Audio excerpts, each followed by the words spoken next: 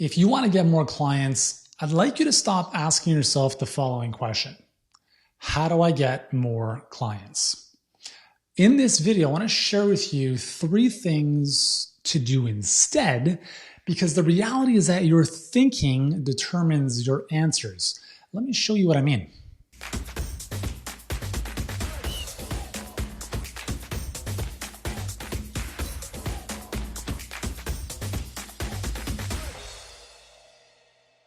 Hey, what's going on, guys? Yuri Elkaim here, founder and CEO of Healthpreneur. We help health practitioners and coaches who aren't satisfied with where they are in their business and who are sick and tired of the brick and mortar and who want to get online and get clients and scale their expertise virtually. That's what we do every single day. That's what we do with thousands of health coaches and practitioners. And whether or not you're a health expert or someone simply who wants to get more clients, this video is going to help you. Let's dive into it, shall we? As I mentioned, the quality of your thinking determines the quality of the questions you ask, and the quality of the questions you ask determine the answers you get. The answers you get determine the results you produce in your business. So here's a question you should never ask yourself. Why isn't anyone joining my program? Why is everyone saying no? Why can't I attract my perfect clients? These are not questions that are empowering you. These are victim mentality questions that infuse more and more doubt and kill your confidence. Never, ever, ever ask those types of questions to yourself. So here's a better question. So the first thing I'm going to share with you here is you have to ask better questions. And here's one question you could ask. There's many questions you could ask, but here's one. Who's got my clients? Who has got my clients? Like when that question is typically asked, here's the answer that usually, or the thought that usually comes to mind is, well, if this person has like this email list and they serve my clients, so I'll do a joint venture with them. That's a possibility for sure. Or this organization serves my audience, I'm going to reach out to them. Yeah, you definitely could. But here's something else you might not have thought of. Facebook, Instagram, YouTube all have your clients. Now, I've got another video somewhere on the channel where I talk about the volume of users on these platforms. I mean, Facebook is just about 3 billion users. I think it's 2.85 billion users on Facebook. So if you want to know where your clients are, I don't care how special your clients are, you think that they're not on Facebook, I promise you, the majority of them are. Listen, I've been doing this for a very long time and I see this more often than I want to admit. Oh, my clients are special, they're high net worth, they don't hang out on Facebook. I'm like, okay, I know your business is a special snowflake, everything has to be different for you, but it's bullshit, okay? All of your clients, I mean, there are more people that are looking for your solution on Facebook alone than you could ever serve in 100 lifetimes. So even if you never did a joint venture, even if you never partnered up with whatever other business, everyone you ever need is on Facebook, Instagram, YouTube. Just think about that. Another way to think about this is I love asking questions that have what I call forced constraints. So many years ago, I would ask a question like, how can I make $1 million? Okay, that's a very open-ended question. And it's actually a good practice to journal every morning in the form of ideation. So you come up with ideas on how to do something, or maybe how to create or solve a problem. But it's more powerful when you impose constraints. So how can I make $1 million is one question. Let's call that level 1. A level 2.0, level 3.0, level 4.0 type of question is the following. How can I make $1 million without spending a single penny on ads, without spending hours writing content no one's ever going to see, and without even leaving my living room? Now, it's obviously an extreme exaggerated example, but what it does is I've now put parameters around the thinking. So now it really forces you to be creative. Like, okay, how can I make it? Let's just chop it down. How can I make $1 million without running ads? Okay, well, I could do this, I could do this, I could do this. Okay, what about another question? How can I make $1 million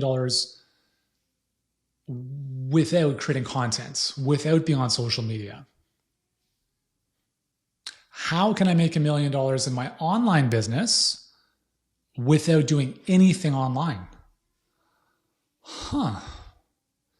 Again, it's not to say that you have to do what you come up with, but it forces you to get creative, to really think of, well, if I had to grow my business online without doing anything online, what could I do? Well, maybe I could actually like go and meet people and network and build relationships in person. What a thought. Okay. So it just gets you thinking outside the box. The key actually is not even to be in the box in the first place, but the key is ask better questions in order for you to get more clients. Because when you ask these different types of questions, you're going to start thinking laterally, and that's really going to give you answers you may not have thought of before. So that's the first one. The second thing I want to mention to you is, and this is a big one, and I've actually shot another video about this, is who do you have to become to attract the clients you want? This is tough to accept sometimes because, listen, the stuff you have going on inside is what's going to show up in your life, right? Your life is a movie that's projecting from your mind. So if you have issues with money and you take it forever to make decisions and you're skeptical, you're going to attract that right back to you until you resolve those issues. It's like someone who gets into a bad relationship and it's the same pattern every relationship. It's like, what's the common theme here? Yeah, it's you. Like you have some stuff you got to work through if you want to have that stuff stop showing up in your life. Think about it this way. If you're a coach, if you're a health expert, and you want to attract great clients typically are the ones who are willing to spend money, who are committed to an outcome. The worst clients are those who are looking for everything for free and who expect the world. Those are like poison. So think about it this way. A Honda Civic is not going to attract Ferrari clients. Okay, I want you to write that down. I have nothing like against Honda Civics, and I have nothing for Ferraris. I'm actually more of a McLaren guy myself, but whatever. Honda Civics are never going to attract Ferrari buyers or Ferrari clients. Just think about this for a second. Let's say that you are someone who would buy a Ferrari, right? You're like, yep, $350, here you go, cash for the car. You would never in your dreams consider buying a Honda Civic, ever. Like it would be against your religion. It would be on such a different level of who you are as a person.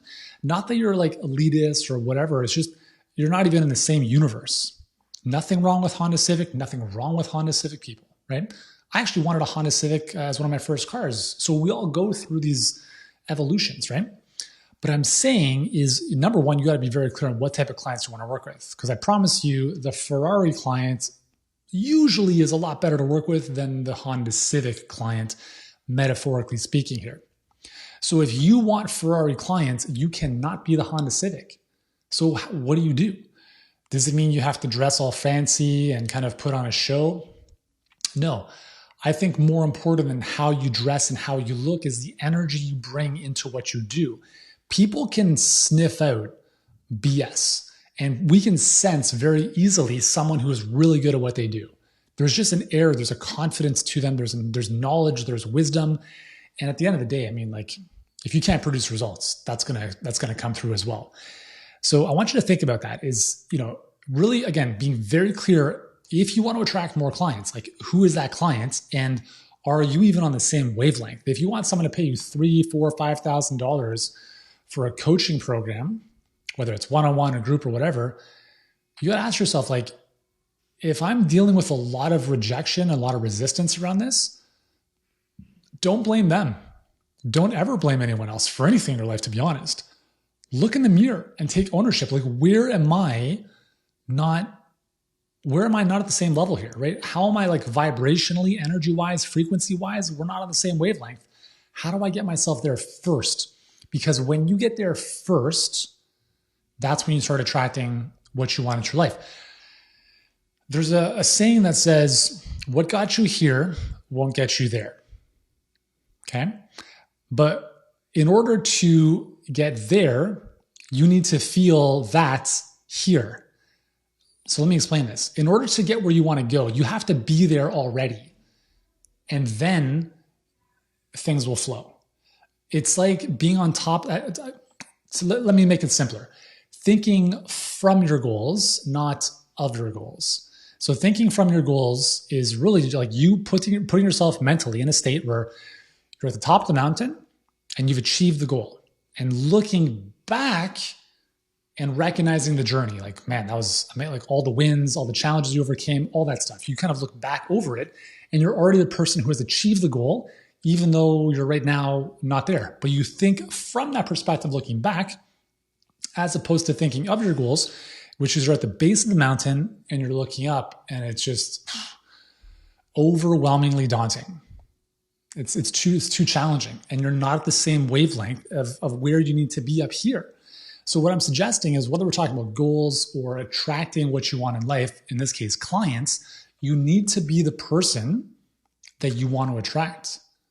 Okay. And just a couple of things to think about here is become the client you want to attract. So if you want clients who are willing to spend money with you, are you spending money on you? Are you spending money with your own business? Do you have a coach? Have you hired a coach? When you go to a restaurant, are you trying to penny pinch and you don't want the steak because the chicken's less expensive? I don't know. Really think about that. Become who you want to attract. It's the second most important thing you can do when we're talking about getting clients. And the third step is, something I've talked quite a bit about on this channel. If you're watching this for the first time, make sure to subscribe to the channel, because I've got tons of videos to help you get clients, take the acquisition piece really to another level in your business. And one of the things, and we talk about the energy, we talk about the mentality, but when it comes down to tactics and strategies, you just got to build a better mousetrap. Okay. Because word of mouth, hoping people will talk about you, posting stupid videos on Instagram with voiceovers of other people singing. I don't know how many more videos I got to shoot talking about this. It drives me bonkers. Maybe I've got some stuff to work on there. Anyways, that kind of stuff, I don't know. I don't know. Building a better mousetrap means build a better machine. Build a better machine that works for you. Stop chasing, start attracting. Stop grinding, start building. Everyone's talking about grind and hustle, right? Hustle, hustle, hustle, hustle, hustle. It's dude, until when, right? The only place you should be grinding is with a pepper mill. Grind some black pepper over your salmon.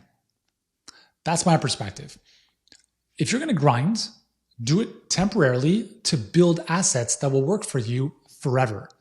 So when I say stop grinding, start building, I'm talking about building assets. Assets are things that work for you, very much like an investment would appreciate in value on your behalf without you doing anything to it. So if you bought an asset like a home, in most places in the world, that is going to appreciate in value, right? So in your business, build a better mousetrap, build a system, a machine of acquiring clients in that works largely on your behalf without your involvement. And in our world, we call that a perfect client pipeline. If you want to see some videos on exactly what that looks like, click the link below. I'll link up to one of our other videos that will show you exactly how to do that in your business. It's how we help every single one of our clients. 95% of our clients come to us because they're health professionals or coaches who are grinding away. They're not charging enough. They're getting too much rejection. They have no predictable way of getting clients coming in their business. And if you have no clients coming in, then you don't have enough income coming in. If you don't have enough income coming in, then you have a lot of problems in your business, right? Now, if you don't have enough income, it's because you don't have enough incoming. You don't have enough lead flow, enough client flow to even give yourself a chance of enrolling clients. So when I say build a better mousetrap, you got to put some better cheese out there for the mice, metaphorically speaking, to be lured into. And please, when I use the word mousetrap and lured into, I'm not saying, con people and take advantage of people. It's obviously ridiculous. We are here to help people, right? The point of being in business is to help others solve problems, in our case, at a profit. There's nothing wrong with that.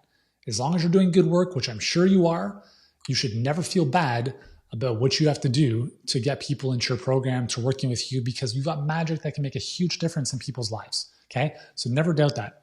And if you do doubt it, you may want to go back to the drawing board and ask yourself, what exactly am I doing here? Am I taking advantage of people, or am I doing good work? So anyways, let's just recap real quick the 3 things to help you get more clients. Number 1 is ask better questions. The quality of your questions determines the quality of your answers. If you want to find more clients, ask questions that are going to help you think outside the box. Number 2 is really reflect on who do you have to become to attract the client you want. Become the client you want. Remember, Honda Civics are not attracting Ferrari buyers. And 3rd is build a better mousetrap. If you want to go deep into how the perfect client pipeline works, what it looks like, watch the next video in this series. I've linked up to it below. Do that now. As you're here, remember to subscribe.